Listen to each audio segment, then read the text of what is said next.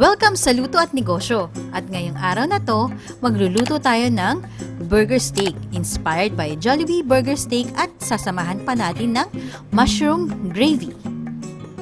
At ito ay yung mga ingredients na gagamitin para sa recipe na ito. Umpisahan na natin. Ilagay natin ang ating ground beef at isunod natin ang iba pang ingredients.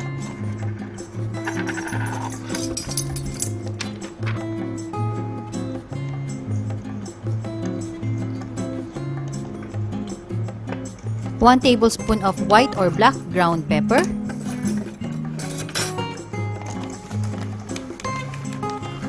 1 tablespoon onion powder, 1 tablespoon garlic powder,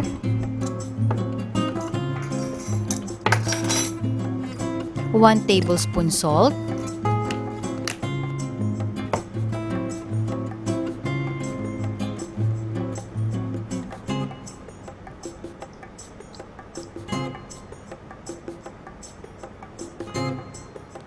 2 tablespoon worcestershire sauce,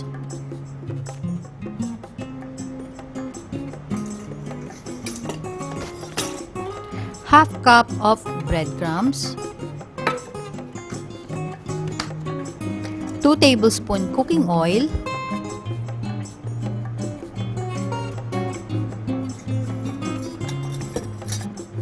and 1 egg.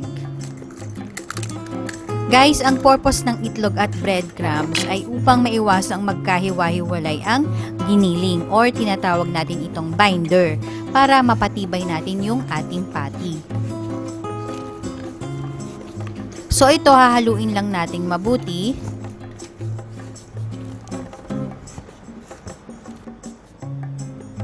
So ayan siya guys, tuloy-tuloy lang ang paghalo. So hindi ako gumamit ng gloves dahil kami hindi naman ang kakain. Pero kung gusto nyo inegosyo, kailangan food safety tayo.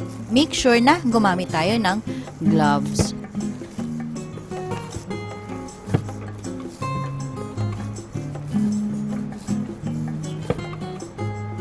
So ayan, ready na tayo. Pwede na tayong magsimulang magmolde ng ating burger patty. So, gumamit ako ng pangtakal para siguradong pantay-pantay ang laki ng bawat isa. Irorolyo lang natin ng parang bola at ipipress para maging patty. So, itutuloy lang natin to hanggang sa matapos. Isunod na natin ang ating pagprito. Painitin natin ang kalan at maglagay tayo ng konting mantika. Ilagay na natin ang ating patty.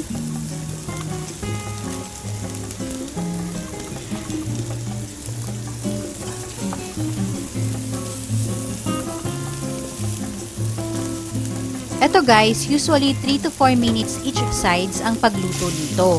Pero pwede rin yung gawing well done kung gusto nyo. Medyo toasted or yung patty. Pero syempre, hindi ito magiging juicy.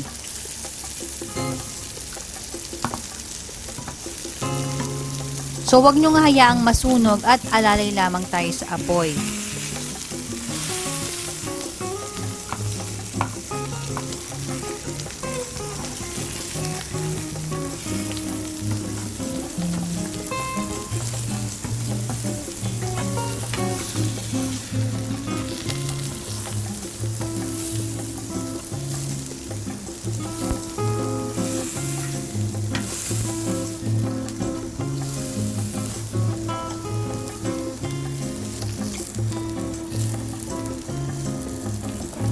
So, pagkaluto nito, isi-set aside muna natin.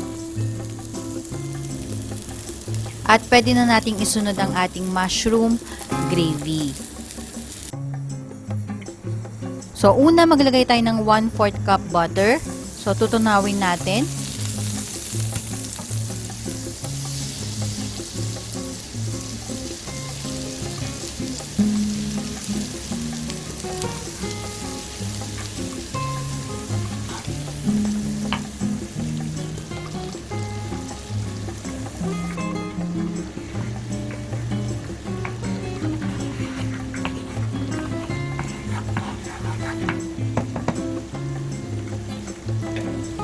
Then, isunod natin ang ating mushroom.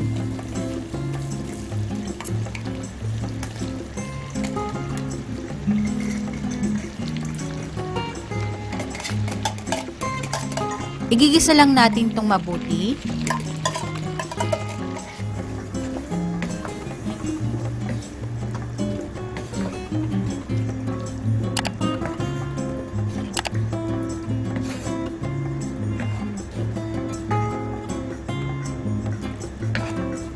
At iset aside natin pagka luto niya.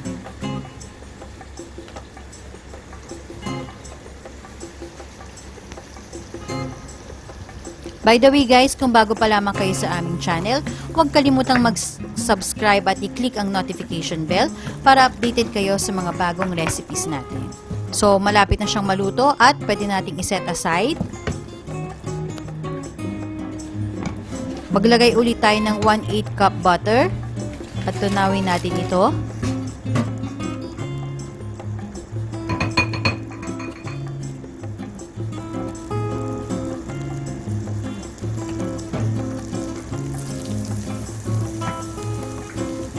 Then, isunod natin ang ating harina or all-purpose flour. 6 tablespoon yung ginamit ko dito.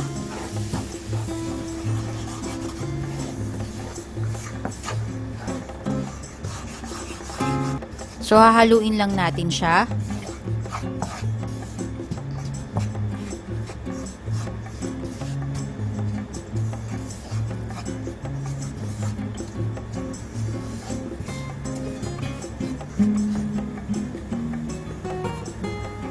Then, ilagay natin ang sabaw ng mushroom. Pwede rin kayong gumamit ng beef broth cubes para pandagdag lasa.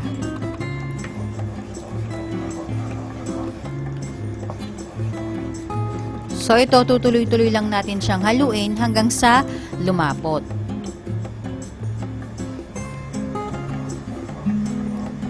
Ayan, lumapot na siya.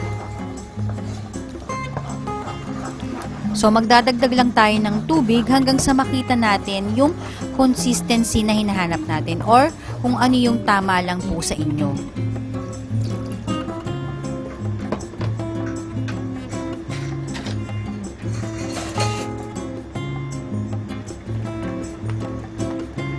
Then, maglagay tayo ng 1 tablespoon na toyo. Tuloy-tuloy lang ang paghalo para hindi ito masunog. By the way guys, kung bago pa lamang kayo sa aming channel, huwag kalimutang mag-subscribe at i-click ang notification bell para updated kayo sa mga bagong recipes natin.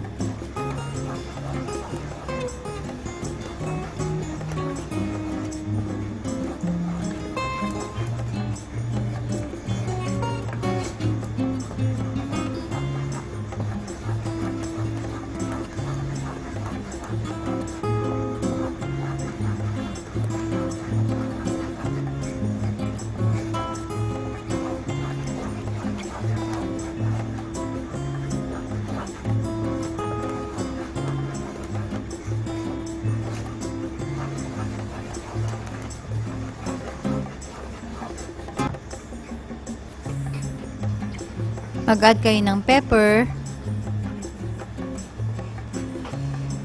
Yung pepper po, optional lang kung gusto nyo lang pong magdagdag. So, halo lang tayo ng halo.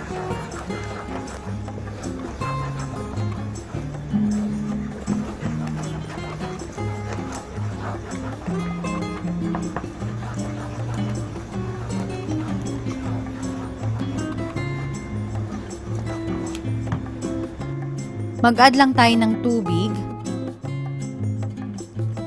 hanggang sa makita natin na okay na yung lapot niya. Pag okay na yung lapot niya, pwede na nating ilagay yung ginisa nating mushroom. So, malapit na siya guys. Ayan, sakto lang yung lapot niya. Pwede na nating ilagay ang ating mushroom. Ito yung ginisa natin kanina.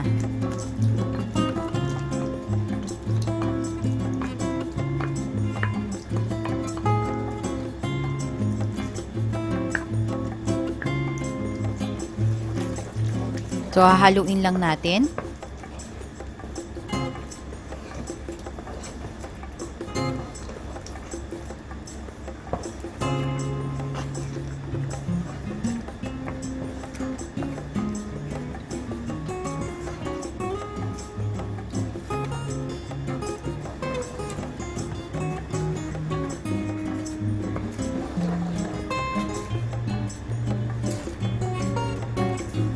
So, ayan na siya guys.